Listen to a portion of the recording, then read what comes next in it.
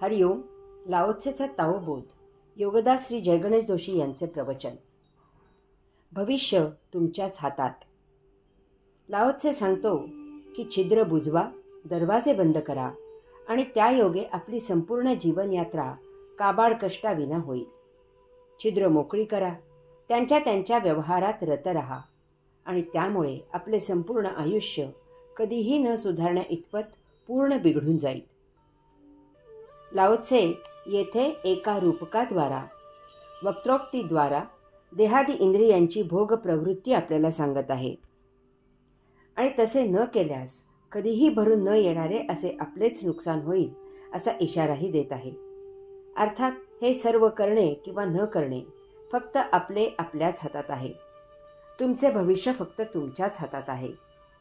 लाओत्सेने येथे छिद्र आणि दरवाजे याचा उल्लेख केला आहे. आपल्या देहाला डोळ्यांची 2, कानांची 2, नाकाची 2, मुख, शिन्न, गुद असे प्रत्येकी 1 अशी 9 छिद्र आहेत. तसेच मन, मेंदू, स्मृती असे 3 दरवाजे आहेत. यातच पंच ज्ञानेंद्रिये आणि पंच कर्मेंद्रिये बसलेली आहेत. त्यांना जर आपण नियंत्रित केले तर आपली इंद्रिये भोग प्रवृत्त न होता ती आत्मप्रवृत्त होतील. यासाठी लाओत्से सांगतो की उपभोगांना प्रवृत्त करणारी ही छिद्रे बंद करा, त्यांना बुजवून टाका. त्यांच्यातील उपभोग प्रवृत्ती निर्माण करणारी कारणे नष्ट करा. सर्वसाधारणपणे आपली इंद्रिये सतत उपभोगांच्या मागे धावपळ करत असतात. त्यासाठी काबाड कष्ट घेत असतात. एक उपभोग इतर अनेक उपभोगांना प्रवृत्त करतो, इतर अनेक उपभोगांचे निर्माण करतो. एखादा उपभोग शमन केला की तो शमन तात्पुरतेच असते. त्याच उपभोगाची तहान पुन्हा पुन्हा लागते. आपल्या इंद्रियांना तृप्ती कशी ती माहीत नाही. ती सदा उपभोगांसाठी आसुसलेली असतात. त्यांना नवनवीन उपभोगांची हौस असते. अशा प्रकारे देहादी इंद्रियांमुळे आपण सतत उपभोगांमध्येच रत राहतो. जणू काही जीवनाचा उद्देश उपभोग घेणे हाच आहे. या दशेंद्रियांना आपण कसे तरी कोठेतरी बंदिस्त केले तर ती गप्प बसतात, कारण ती काही करू शकत नाहीत. परंतु तुम्ही स्वतःला जरी कोंडून घेतलेत तरी त्या ठिकाणी मन, मेंदू, स्मृती गप्प बसत नाहीत. ती आपल्याला जुन्या उपभोगांच्या आठवणी आणि नवीन उपभोगांसाठी कल्पना देतच असतात. त्यामुळे दशेंद्रिये उद्युक्त होतात, ती चळवळायला लागतात. यासाठी मन, मेंदू आणि स्मृती हे 3 दरवाजे घट्ट बंद करावे लागतात. या सर्वासाठी योग साधना, योग उपासना, अध्यात्म सत्संग याला अन्य पर्याय नाही. योग्य गुरु भेटला की त्याच्या सन्निध असावे. त्या योगे आपली वैचारिक बैठक प्रगल्भ होते आणि आपण आत्मरत होतो. देहभोग क्षीण होतात. जीवन आनंददायी होते. अध्यात्म ज्ञानाने आपण नियतीला अपेक्षित असे जीवन जगू लागतो. जे आहे त्यात पूर्ण समाधान मिळते. आपले उपभोगांच्या मागे धावणे थांबते.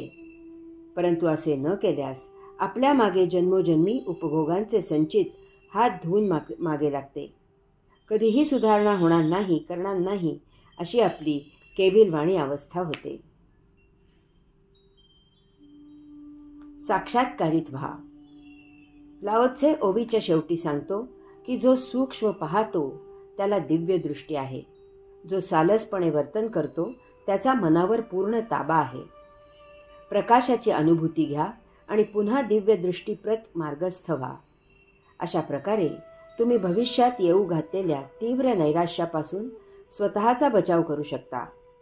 हेच कैवल्यात विलीन होणे आहे.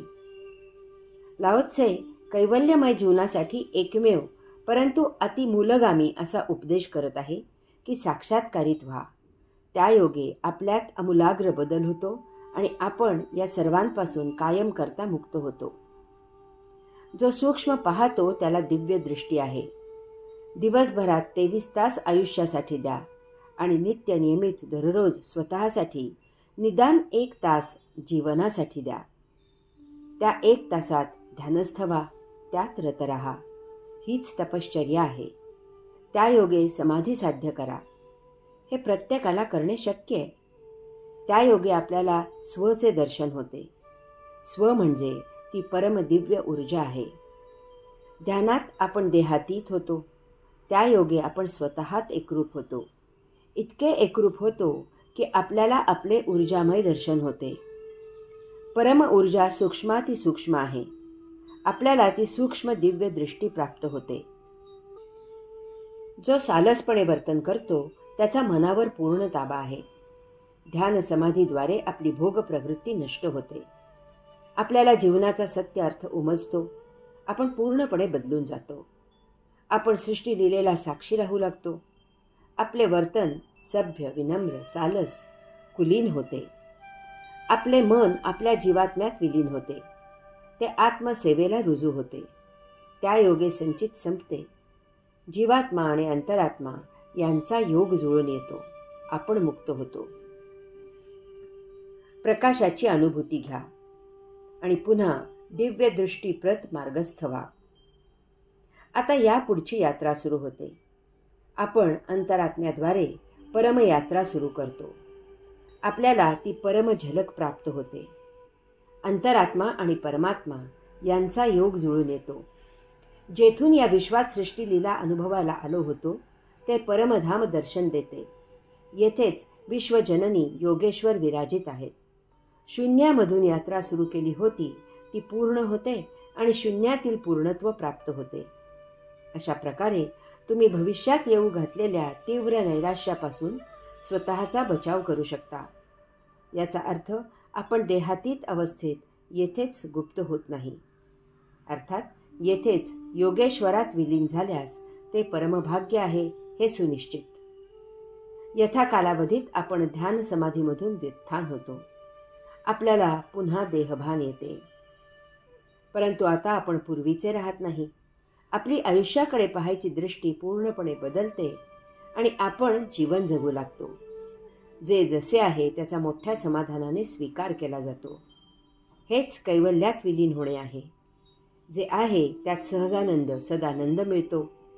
हाच कैवल्यानंद आहे. हरि ओम.